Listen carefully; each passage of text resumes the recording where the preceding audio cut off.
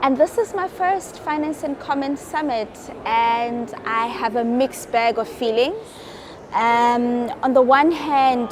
just prior to the fixed summit, we had some conversations with communities, human rights defenders, activists from across the continent, across the world actually, just to strategize about the impact of development financing, particularly public development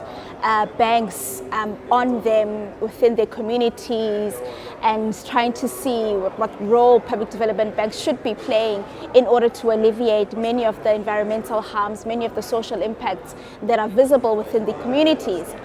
But hearing those stories and speaking to communities and activists and working with them even in the work that we do as the Center for Applied Legal Studies, and then mirroring that with kind of what you find here at the summit, it's almost as if there's this huge disconnect between what is happening on the ground and what those with money, those with power are speaking about. Even in the summit itself, in the plenary sessions, etc., there's very little mentioning of communities. It feels like the DFIs or the development finance institutions are strategizing amongst themselves on strategies, on how they should tackle a so-called just transition and how they can tackle all of these things, but nobody is speaking about how a community is supposed to get involved. No one is speaking about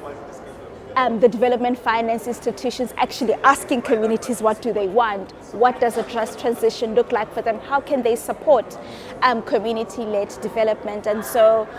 it's disappointing to see that, really, and also even though CSOs are resilient, we've had a session on Wednesday to speak about community-led development and trying really to speak about even the different experiences of certain communities with development banks, and trying to get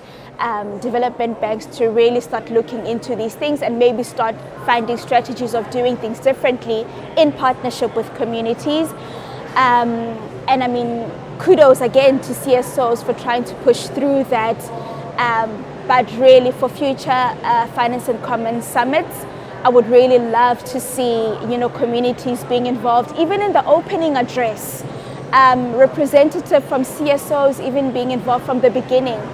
to set the tone for how the summit should be going ahead, to set the tone for